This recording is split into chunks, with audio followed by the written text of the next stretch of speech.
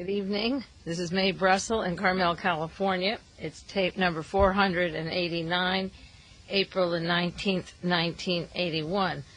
The title of the program this evening is Happy Birthday, Adolf. Tomorrow, Adolf Hitler will have a birthday, April the 20th, 1889. There are a lot of you that believe it's impossible for a person to live to be 90 or 91 years old, but there are people, in fact, who have lived that age, and a lot of researchers take issue with the point that I make about Adolf Hitler possibly being alive.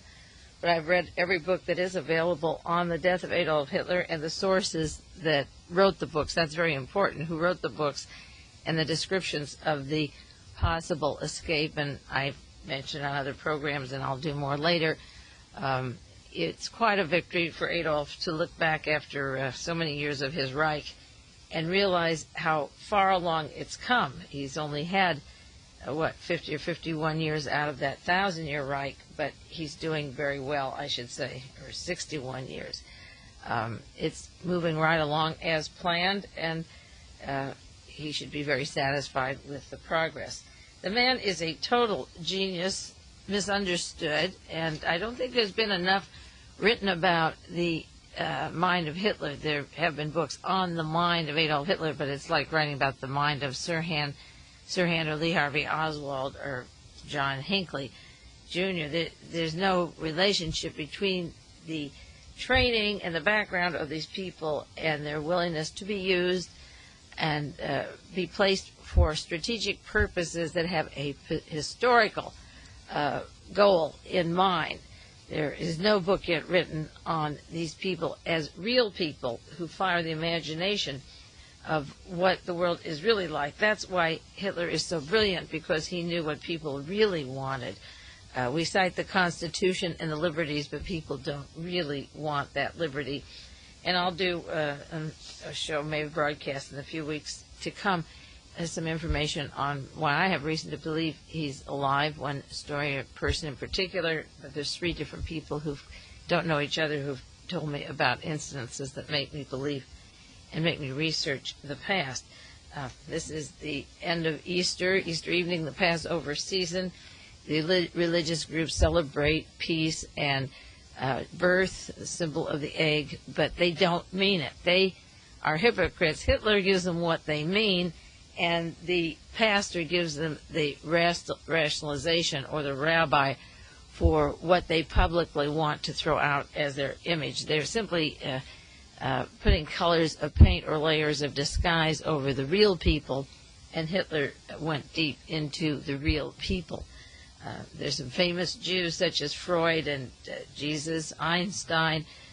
He took all of them and made fools of them. Freud went into the subconscious, but never the real political subconscious. He went into sexual problems and hang-ups as they affect our behavior.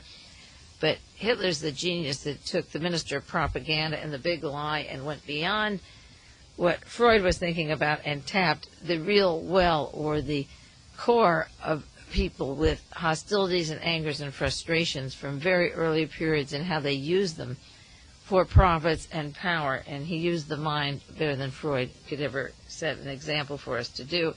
The same way that Albert Einstein could have his theory of relativity and the atom science, Hitler took it to the nth degree to space stations, laser weapons. Those space shuttles were built by the Nazi scientists, therefore warfare in space for future genocide.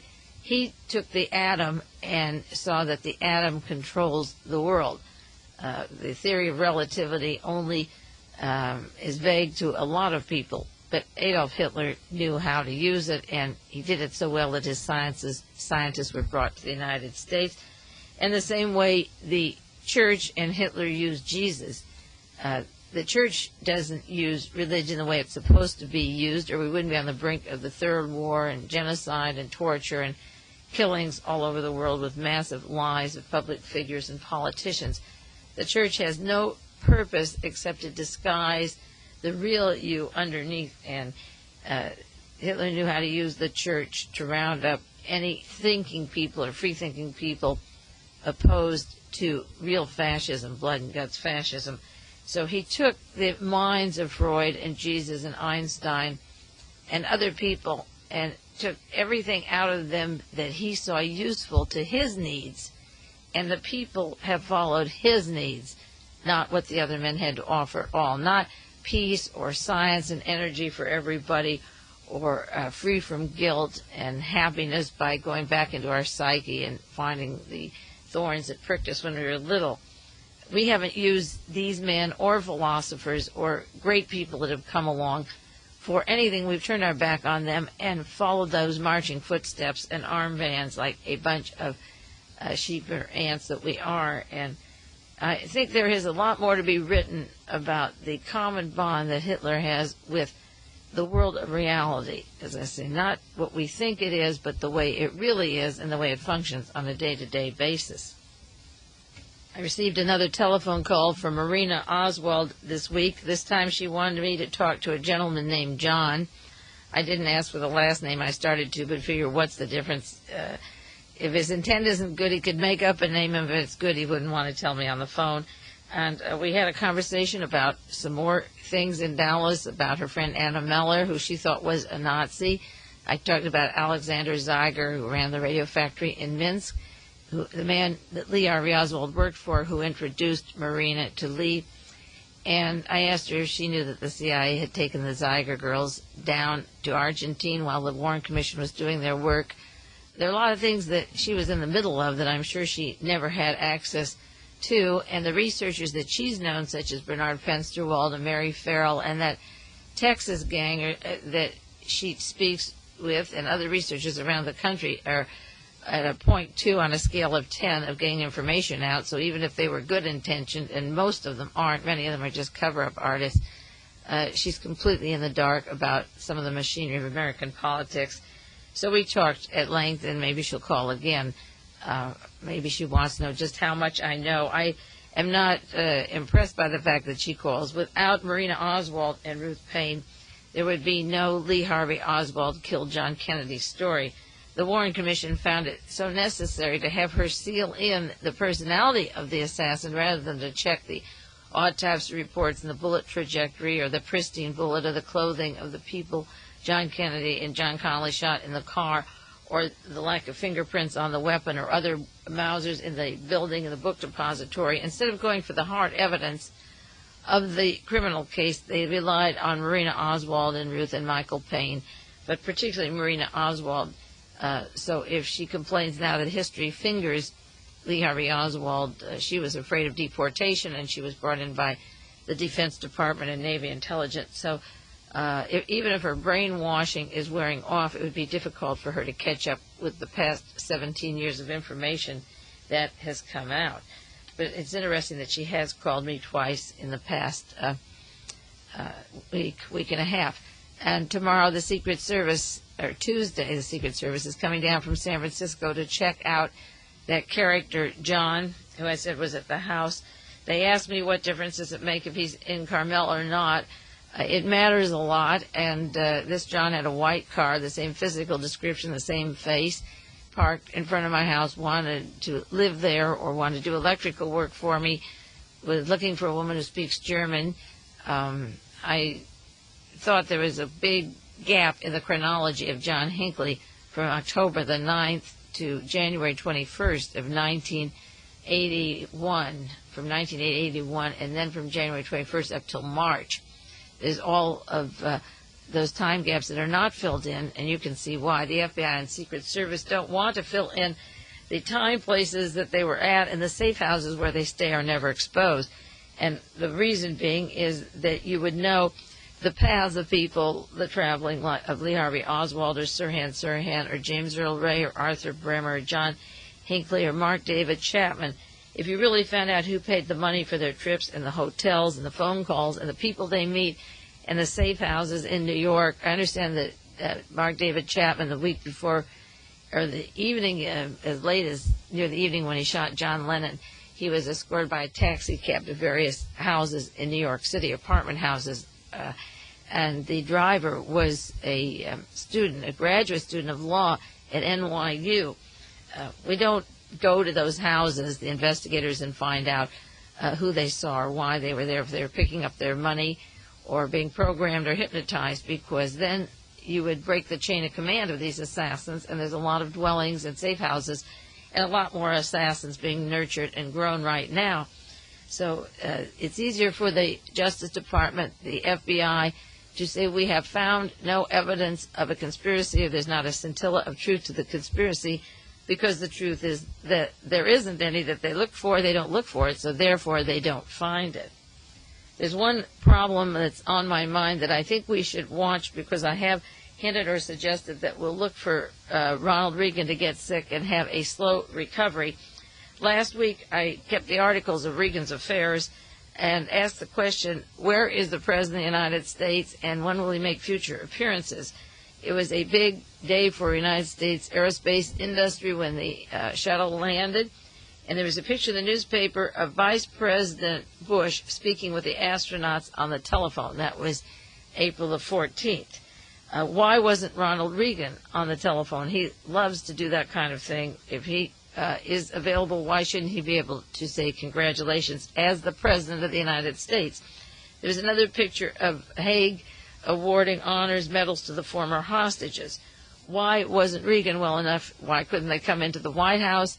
They already were entertained there when they came home. Why couldn't they put this off again? Because Bush and Haig are doing these official processes and getting their name in the news. Betty Beale, an article from a Washington syndicated column that was in the Monterey Herald, Reagans are having dinner for Prince Charles May the 2nd in the dining room upstairs. Now, there's nothing that Nancy and Ronald Reagan like better than monarchy, and particularly the kind that just haven't shot their way in, like the President of Jamaica or South Korea. So it would be very nice to have the distinguished Prince Charles, and they're wanting desperately to get an invitation to that wedding anyway. But instead of having a nice dinner for him downstairs, they've invited him upstairs. Is it a fact by April the 19th that the President can't be downstairs for dinner? He spent his Easter upstairs with a private church service, and he is not seen by the public. His Easter celebrations today were not seen at all by anyone in the public. The only picture or comment of Ronald Reagan as the acting president that stood out was a picture of a parade of elephants with a title, "Elephants Attract Reagan." Is he relegated to circus parades and selected visitors such as Mr. Weinberger and Bush and Haig? The Defense Department and the Pentagon and Navy intelligence, of course, are in there with him. But outside of that, is he relegated to standing at the window and looking at elephants? And don't forget that when they were seen in the Rose Garden and he was downstairs walking in the Rose Garden, hand in hand, his back view, he had his back to the camera, which I don't think Ronald Reagan has done even since his B or C or D movies, walking away, holding hands with his wife. You have not seen him walking forward or talking, except for the time they left the hospital and went into the White House. He went up the steps, and I believe they said, "How do you feel?" And he said, "Fine," and went up to the White House. Now, if he can be down in the Rose Garden, he could be down for dinner with Prince Charles. So there is something definitely wrong, and my first judgment is that they're going to phase him out and give a lot of function and authority to Bush, who was director of the CIA, and to Alexander Haig, the protege of Fritz Kramer and Adolf Hitler's cohorts and students. Maybe they wanted a military coup and hoped that that bullet 1 inch from the brain would work before Hitler got too old and died off. Maybe his goal was to have Alexander Haig and Weinberger gung-ho for war against Russia, his lifelong dream, which would prove that if we had had our way, we would have followed him in those days instead of waiting so long because of the danger and expense. Now, Hitler becomes a hero to a lot of people because he, in quotes, forewarned us. But what we have in government are the very people from Hitler's government who have made our foreign policy and continued what he wanted instead of having it otherwise and getting any voices of sanity or opposition to these crazy policies. One of the things I want to bring up with the Secret Service on Tuesday is the possibility of a connection of John Warnock Hinckley with the black murders that are going on around the country. I did a tape in September of 1980, tape 460, and one of the subjects was hunting season inside the United States, get the blacks. I understand in Atlanta, Georgia, there were handbills sent out this last week, open hunting season for blacks, and somebody had forged the name of the officials there. And I had listed the Buffalo murders, the Salt Lake City murders, the sniper attacks on the Muni buses in San Francisco. Well, the person who was charged and convicted for the murders in Salt Lake City of the black men jogging with the white women, Joseph P. Franklin, his wife had an interview a while back in November, and she said that he acted like he was a secret agent. He was always moving to avoid capture. He had 18 aliases. He changed guns and cars, and he was frequently dyeing his hair.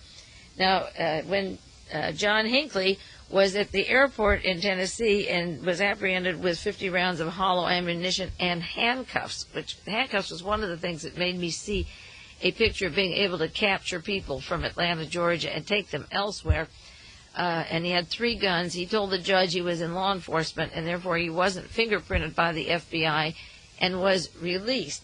And I took a map and started charting the course of John Hinckley and the places he had been in the organizations he belonged to, along with Joseph Franklin.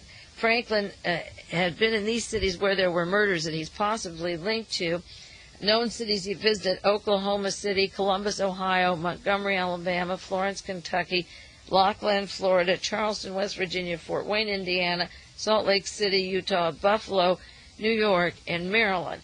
Now, in New York City, they have a person with a Georgia license they're bringing back as a possible relationship to the Atlanta killings. And I know New York is a big state and heavily populated, but he had links through no Nazi and a provocateur through these areas. John Hinckley Jr. belonged to the Nazi Party in Texas, in St. Louis, Missouri, and Chicago. He wrote letters frequently to the Nazi Party in North Carolina. And there was an article in Newsweek about his contacts in North Carolina and quotations about his telephone calls to that group. Newsweek reported April 13th, 1981, Hinckley confided some of his ideas in about a dozen letters to Harold Covington, who was then a Nazi leader in North Carolina. Covington said that Hinckley was unhappy in Lubbock, Texas, and then he talked about moving to North Carolina. The Nazi leader is quick to note that all of our discussion about violence was conducted on a purely theoretical plane. He didn't say, let's go kill the president or anybody else. I took the map of Hinckley's locations because he traveled all over the place to some of the similar cities. And as I say, he was in the Nazi Party in Texas, St. Louis, Missouri, Chicago, and corresponding, if not visiting, North Carolina. He was a member of the Denver Posse Comitatus, a radical group that have been against labor organizations and politically active. He's part of the National Constitution Association, which had training camps for killing federal agents and links to Georgia, Colorado, and Arkansas. He lived part-time in Dallas, Texas, Lubbock, Texas, Houston, Denver, Colorado, outside of Denver, Lakewood, Colorado, Nashville, Tennessee. He was in Atlanta, Georgia, New York, New Haven, Connecticut, Hollywood, and so forth. This Hinckley got around similar to Franklin, but he also had other characteristics. The photographer whose name he gave as a reference for a job in Hollywood said that he didn't know much about photography, but he had handcuffs. He had hollow bullets, a lot of bullets, an arms cache in Nashville. He was in contact with the North Carolina Nazi group that I have been told, I can't verify it yet, are linked to the Atlanta, Georgia killings of the black children and young adults in Atlanta, Georgia. And when he went to the photography place, he said he was interested in children. That's completely out of context with Hinckley's role, but with the handcuffs and the children and the Atlanta and the North Carolina and the other organizations that train for killing, the National Constitution Association and the Posse Comitatus, they're the group that would take over the sheriffs, the right to bear arms and take over, arrest, and round up. They're their own private police force. And I think that there are too many reasons to suspect the mobility and the money. Franklin's wife, ex-wife, who knew him under a different name, she didn't even know the name Franklin, said that he had to be paid and supplied with the means to get around. The same thing happened with James Earl Ray when he was in the penitentiary in St. Louis, Missouri. The House Select Committee hearings opened up the fact that there was a druggist, a pharmacist in the prison, and that James Earl Ray was allowed to escape, and there were 3 or 4 men in St. Louis, Missouri that put up a bounty of several $100,000, up anywhere from $200,000-300,000 to almost $1 million to kill Martin Luther King, and that it came from the South, and so that there was a chain of command to release him. And then James Earl Ray traveled all over the country, and he was in Hollywood, and he was down in Tijuana, and he went to bartending school. The Hinckley boy did bartending, and he was in Montreal, and he was even in London and Portugal, and he traveled from Los Angeles to New Orleans and Memphis, Tennessee. He had mobility in all kinds of situations and had a location where if he wasn't a patsy, he could have been a gunman. If he was a good patsy, he wasn't in the Lorraine Motel. The gunman allegedly was down on the street. But these people have endless contacts. They're released from jails. They're given a lot of money, clothes, women, whatever they need, and they travel around. So that this Hinckley fellow, John Hinckley, his family's closely linked to the Central Intelligence Agency, and I'll do more next week on that through the church group called World Vision, and I'll talk about that. And then the father had 2 agencies in Houston, Texas, that the Dallas News wrote about, Vanderbilt Energy and Vanderbilt Resources. Now, Resources was in Houston, where the CIA headquarters are of John Connally and George Bush, and that ball of wax that I'm going to discuss on the other side of this program, the other side of the tape. But Vanderbilt Resources was a telephone number that was relayed somewhere else, so that the Hinckley family had the World Vision as a CIA front in many, many countries, working directly with the Defense Department, and they had World Resources. They had George Bush, the 2 sons, not only were having dinner the next evening, but Scott Hinckley and Neil Bush have to be closer, one in oil engineering, the other with the Standard Indiana, the oil company there. Socially exchanging dinners is pretty thick, this ball of wax that's coming down. And Hinckley's family links with the Bush CIA director, handcuffs that could be used for kidnapping, arsenals of weapons that have never been fingered or identified where the other guns are that he had. 3 were taken at Nashville, but where was he getting the ammunition? It came through police force or the special security forces used for hijacking the hollow bullets. So who supplied him is going to be cut off. We'll never know the hard parts of this case any more than any of the other cases. He had the hatred. He had the Nazi group. He was more violent than the other Nazis. He wanted to kill or bomb.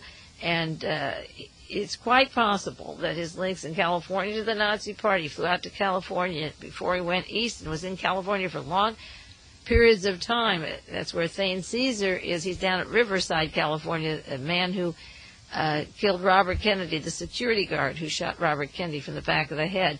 Thane Caesar is in Riverside, and he's a member of the Nazi Party and an organizer there. And the Nazi Party runs throughout the state with the same intent, to provoke race riots. You see, the Manson family was set up by the Defense Department and the CIA for provoking riots. To get the race war on, they wanted to have the weapons and start fighting this race war, which they think is inevitable, and they'd like to go out and kill blacks anyway. So Hinckley was too violent for the organized Nazis, but he's perfect for a provocateur. And I believe that taking these people in Atlanta, Georgia, is for the sole purpose of getting the blacks to be aroused. If they don't do anything and they act dumb, like dumb Jews in Germany, they get wiped out anyway. And if they get aroused, then the others come out with the guns and shoot them and prove that they're impotent and can't move because they're way outmaneuvered.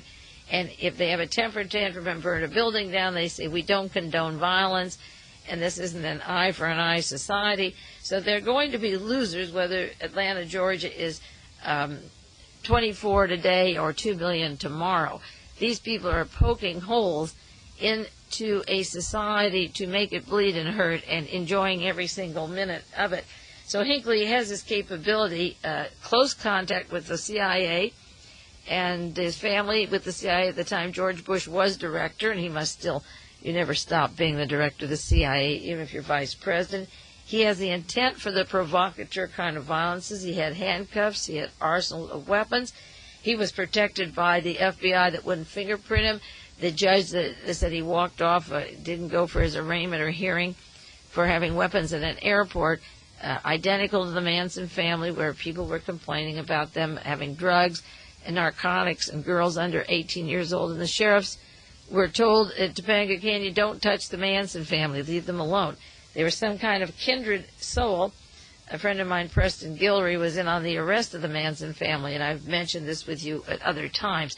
And the law enforcement wanted them to come down. We had to have some terrorists here, such as the Mansons and the SLA, in order to get the SWAT teams for the future food riots and the labor riots, and that's why all of this was allowed and it's created.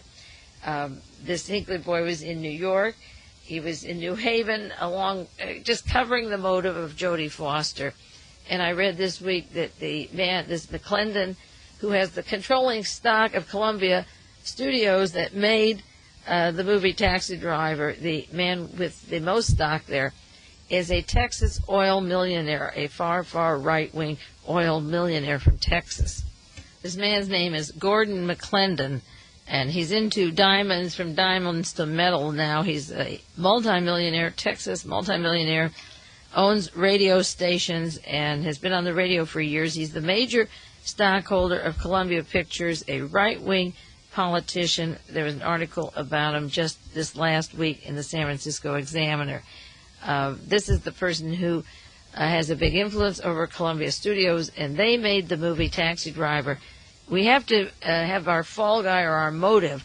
It can't be communism anymore, such as the system has tried to use before, because we want China as our ally and they're communists. So we have to use the word terrorist or have a motive for assassinating public figures, such as seeing a movie. There's a lot of good films.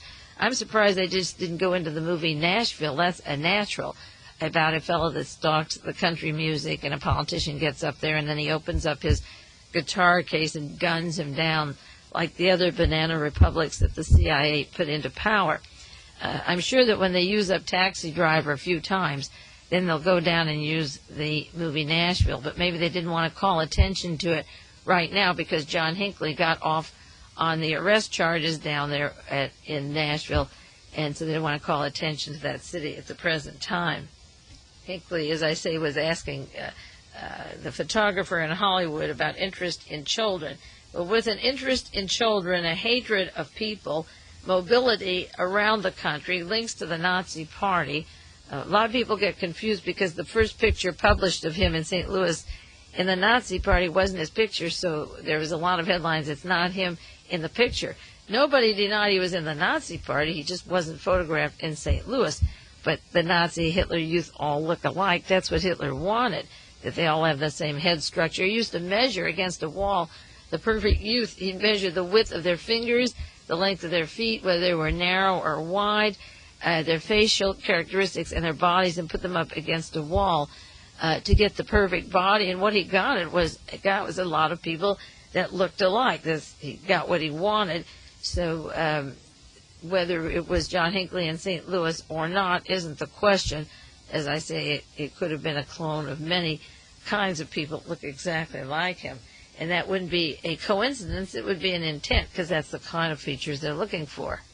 One reason I caught on to the possibility of Hinckley being involved with this Franklin and with the worldwide and American Nazi Party was the way the silence of the case came down when he was flown immediately to that military base in Quantico, Virginia, and to Durham, North Carolina, and silenced, and everything about him taken off the news. He hasn't even been charged for shooting a policeman or the press secretary, Brady. Now, this was a well-photographed ambush on the American streets. We didn't get to see the killing of Harvey Milk and George Moscone, but this was a real ambush, heavily armed. He was able to get off those 6 or more bullets in 3 or less seconds, and we saw them all fall down and bleeding. We talked about that last week. But the point is that this whole story faded. Within 2 days, almost every article that I have on Hinckley is just seeping through from a few publications, a few Texas newspapers, from the People's World. The hint that this was a big story was the mentioning of Edward Bennett Williams as the attorney to represent John Hinckley. I touched it briefly last week or the week before, and I'm going to do on the second half of this program, who is Edward Bennett Williams, and then we'll know more about the shooting of Ronald Reagan and the other people in Washington, D.C.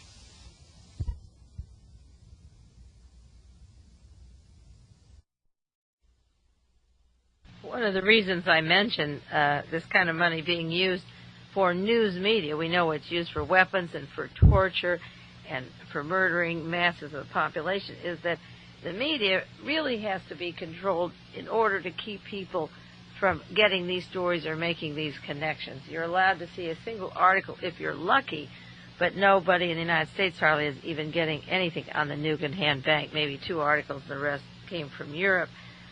It's really a tragedy to be cut off from the media and the information.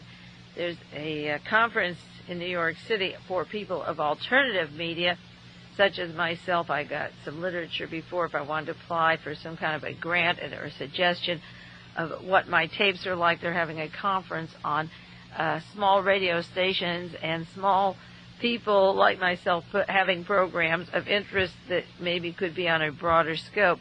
But the people in charge of the program, the mail comes out under a big envelope from Larry Josephson. He was the dirty dog at Pacifica Radio who made sure that Bob Fass and I got off the air. I was on there constantly, and they played the radio tapes from 1972 to 75, and we used to do 4- and 5-hour talk shows. And people were really catching on to what's happening in the East Coast. I got to make many friends who are still taking these radio tapes, and I got to meet them at the Elgin Theater. But Bob and I were taken off the air, and Larry Josephson was one of the people at the station that wouldn't let us talk about fascism or Ronald Reagan or Nazis, but they controlled the alternative media in the same way. And then another person on the board putting on this program is Frank Mankiewicz. Well, that's like going to a conspiracy conference and listening to Mark Lane all over again. These men have a tight control over the subject that is very important, disseminating information to people, just as Bill Moyer was on listeners-sponsored radio and TV with his show about America. He was press secretary to Lyndon Johnson and kept the lid on all the assassination conspiracy researchers and work and evidence. And then he gets on the stations, the alternative stations. He's giving out the same kind of BS as Cronkite, only it's the alternative radio, and that's the way the media is controlled. And it really must take big bucks to control the media in such a way. I mentioned Jonestown last week and the money coming from Europe, and Michael Kilduff's book, The Suicide Cult, has a one sentence in there. By 1963, Jim Jones Church was going full speed, and pretty soon he lost a job program that he thought he was secure in having. It was a $350 bill, but he goes on, money was always a mysterious commodity for Jones. Even though he didn't like to take money, it started coming in. And as they mentioned in the book, Kilduff mentions in the book that he had a lot of money. It was always a mysterious commodity. Now, I don't see how writers, and again, this gets to the media, how can people write about Jonestown or write about Gene Harris, who killed Dr. Tannauer, or write about Mark David Chapman, or when Alan Lowenstein was murdered, Dennis Sweeney. How can people write articles and books without knowing who pays for their travels, who put them in these mental hospitals, what was the diagnosis like this Dennis Sweeney, and with the others, how did they make these trips? Who did they see on these trips? This Gene Harris, before she shot Tannauer, there was one article that she was in California just before she shot him. Now, I read this last week she was in California and also in Colorado. Nobody testifies at her trial her state of mind when she went to these two cities. Who did she see? Because she was obviously under mind control. The people that worked with her at the school, Madera School, before she went up and shot Dr. Tannauer, said she was in a glaze. She didn't communicate. She was starry-eyed. She didn't hear what they said. She was in a catatonic state. All of a sudden, she leaves the room and comes back, and her whole personality has changed. and she's actually probably received a phone call and she's been told to go do it. And she's in that state of mind, and off she goes. And how come when you write about Jim Jones, you don't say money is a mysterious commodity? When it's that mysterious, it usually is CIA money. And there is no mystery about how Jim Jones got his money, or Mark David Chapman. There has to be a reason or a way, and that's the way I started studying the Kennedy assassination, looking for the money behind Lee Harvey Oswald, because it's the money that matters. It used to be cherchez la femme, now it's cherchez la dough. And when you find out where the dough is, then you know who gave the orders for the hit. Another article this last week in the Washington Post: banks are being robbed, embezzled at a record rate.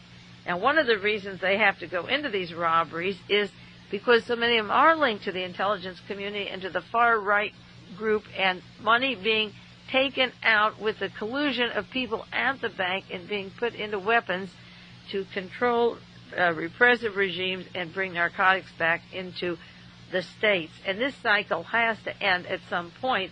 And the Washington Post brings out the fact that there were 800 cases of embezzlement the FBI investigated last year, of more than 100,000. And it refers to the Wells Fargo case again in Los Angeles 2 years ago. 10 million was gone, and now at the Wells Fargo they still go with 21 million. And they talk about the various bank robberies, and 45 million from bank robberies in 1980. This is just 45,600,000 in San Francisco, 800 in New York, 1,000 in Los Angeles. Now, those make up practically the total for most of the bank robberies in the country, and many of them, as I read to you on the air several weeks ago, many of those have inside information. The driver, the name of the driver, the route, the names of the children, and so forth. There was a skyjacking attempt, not to get too far off bank robbery. I want to get back on that again. But weird things and weird people are happening. There's skyjacking in Los Angeles at the airport last week. The man who got on the plane, Victor Malasukis, had a gun, and the airport will not say how he got through security. They said, we don't want to give out our secrets or discuss it. He worked for the aerospace industry. He was working for a PhD in physics. He was going to the University of Rochester, New York. He didn't have his degree yet, but he had a job as a technical engineer, and he worked at Jet Propulsion Laboratory, an educated man, and when he was arrested, he had no memory or recollection of taking people hostages. He couldn't remember anything except heading towards the airport. He doesn't remember getting on the plane. He doesn't remember the gun. And now they're saying diminished capacity. But what this does is give the appearance that we have a lot of terrorism in this country, and terrorism is the word that is going to give Ronald Reagan or Haig the excuse to take control of the United States. So these attempts at counterintelligence that I said would come much more frequently once that Ronald Reagan was in office, they're coming so often I don't even have time to go through half of them and share them with you. Another article, a security guard slain in mystery shooting. Remember, Mark David Chapman was a security guard in an apartment, the one that shot John Lennon. This has to do with the San Francisco Chronicle article. A 22-year-old private security guard was mysteriously shot and killed before his horrified girlfriend in the lobby of a welfare building. The gunman shot 4 shots with a .38 caliber pistol, again at close range, and the gunman said it was a total random shooting, and they left. It's just the homicide of security guards is taking place frequently, and also security guards are shooting. And I have a whole list of people, arrests, and murders that are strange that we don't have time to go into each one of them.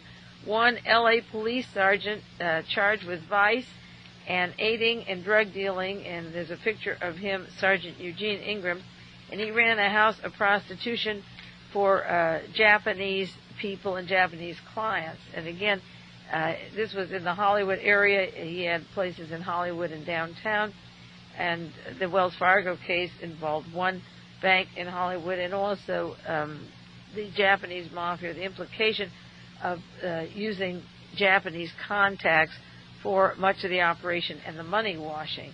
So this police sergeant is charged with aiding drug dealers, and he's involved with Japanese clientele, the Hollywood division, and he was picked up last week. More charges against the Hollywood policeman came in, the Hollywood division, and so forth. Interesting story about his being picked up. The 1 million bail sent in weapons drug cache case, that's the one I mentioned a few minutes ago, had a lab making Quaaludes and LSD. It did not involve weapons going to South America or a murder, and this person was put on $1 million bail, and the one who'd been in San Quentin in prison for 15 years on murder charges and violence and weapons of all kinds, and even linked to a missing person right now, is out on $5,000. Another robbery in West Germany. West Germany's huge bank heist, $1.3 million. They now went to the home of the people. I might have mentioned this to you before. I don't remember if I did or not. Just last week they took $1.37 million and said to the bankers, take us to the bank and get the money out. And they went to the safe deposit and got $820,000 and said, don't be worried, we won't hurt you. We've done this before. So they just tied up the kids and went off with that money. There's another story in the New York Times that's an interesting one that really gets complicated.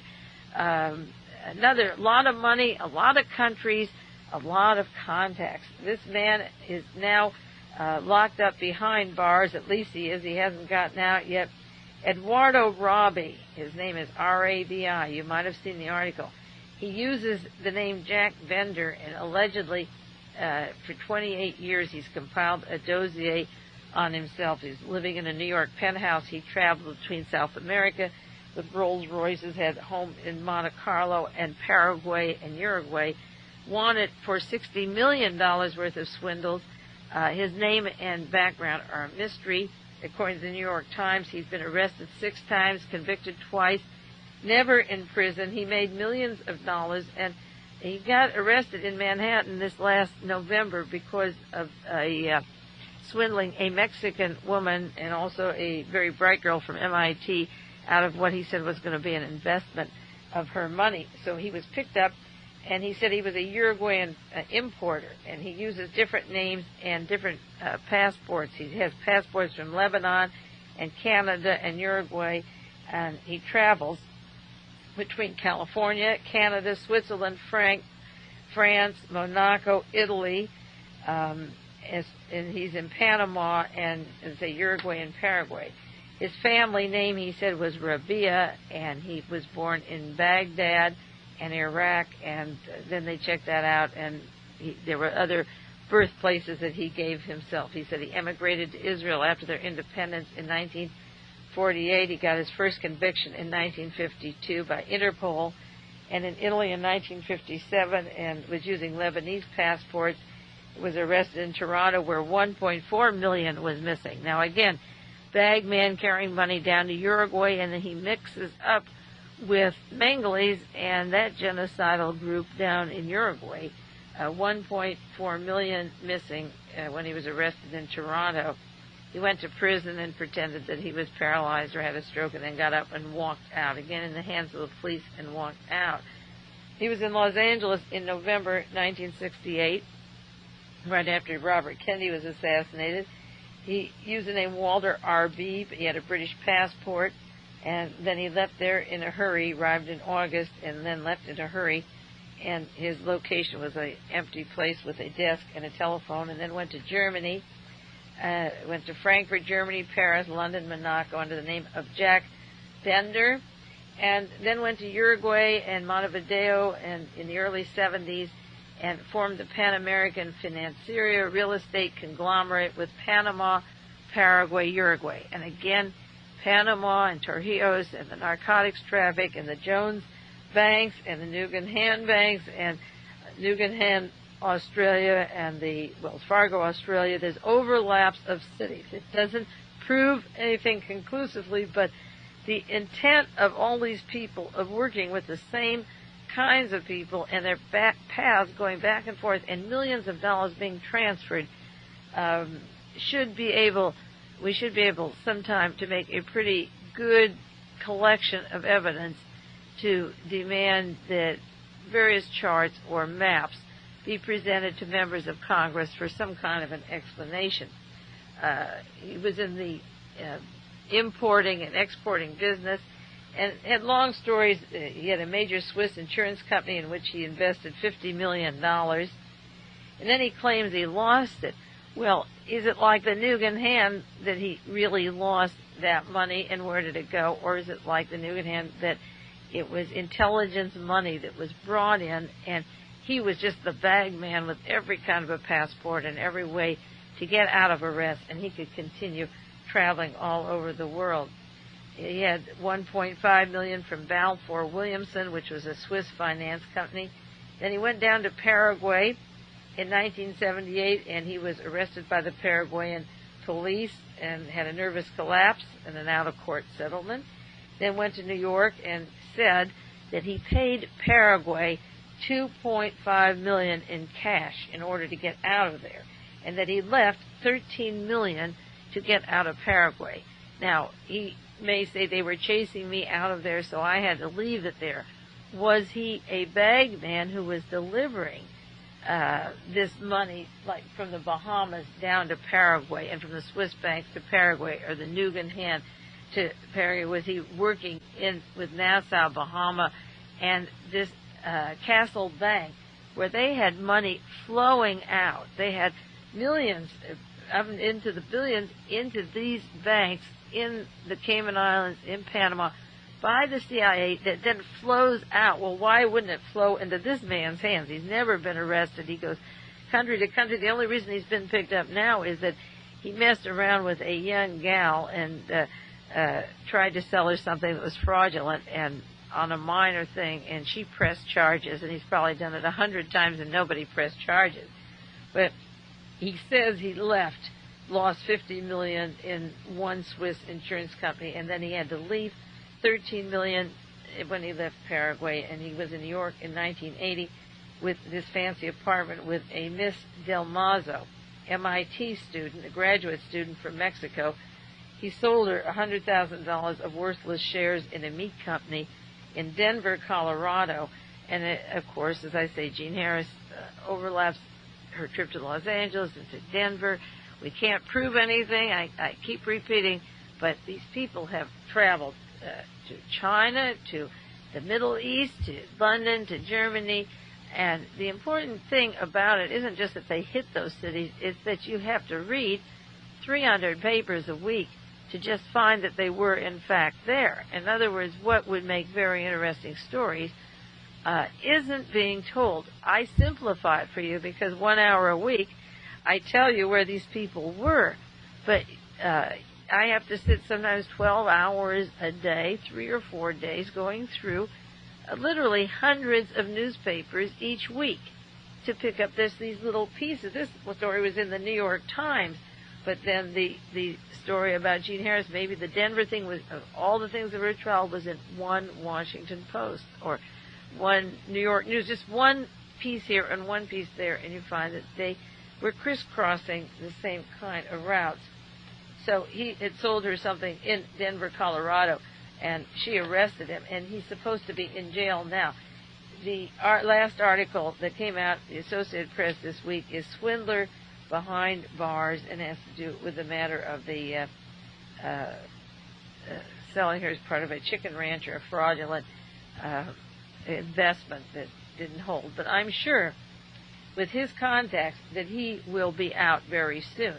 Now, the long article in the New York Times, and it was a long article on this man, and it was also reprinted in our San Jose Mercury, leaves out something which the Globe put in.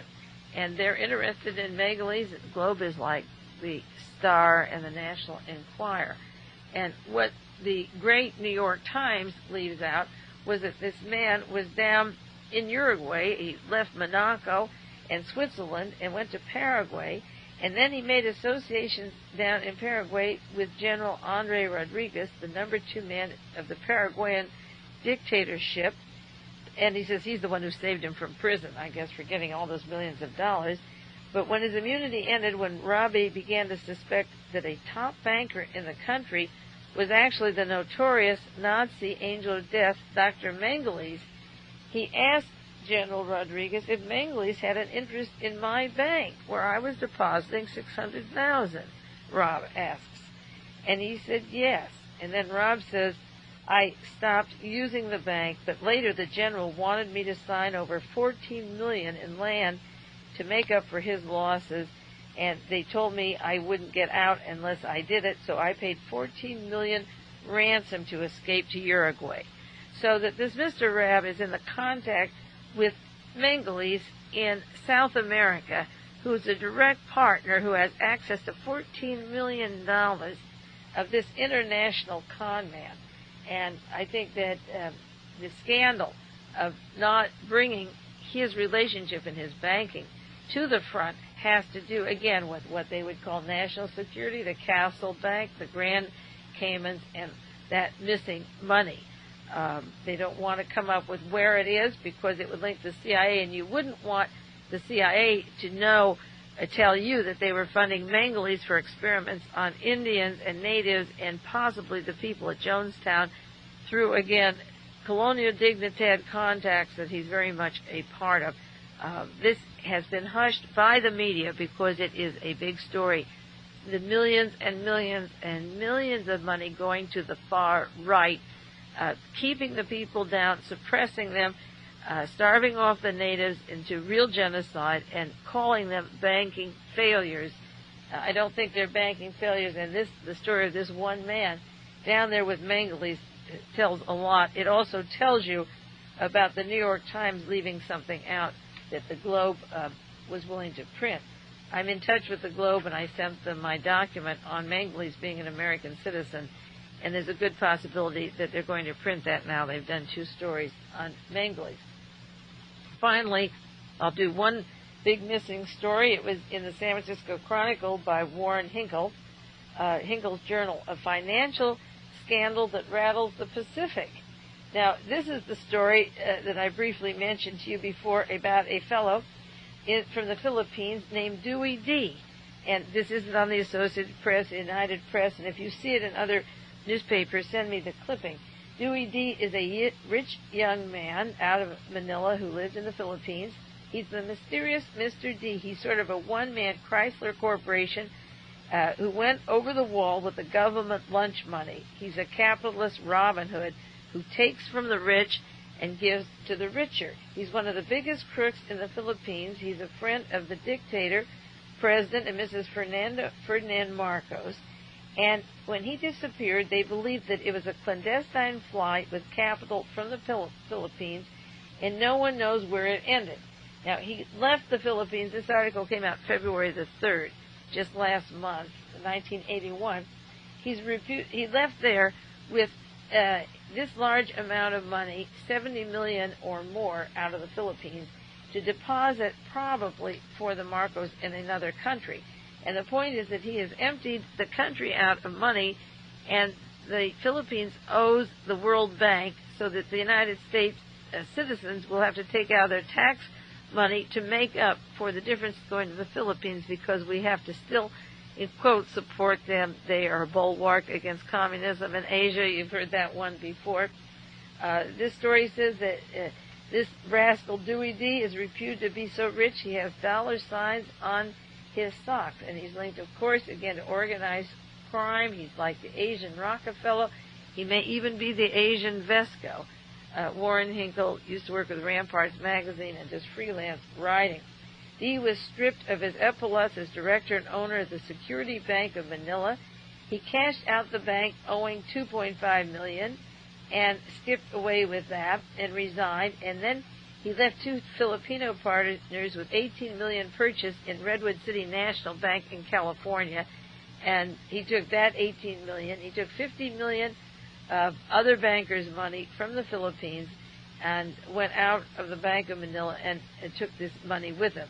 And they believe that he is investing it in other matters and probably salting it away, such as the Perones did, in case the Philippine government were ever to fall down. This article says the mystery is the story of how Dewey D got out from wonder with his bank control in the Philippines how one man could manage to borrow so much money in so short a time and get out of the country with it.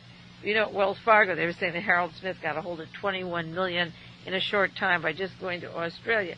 There's no way that amount of money could leave the country, according to Warren Hinkle, without someone high up in the government knowing about it.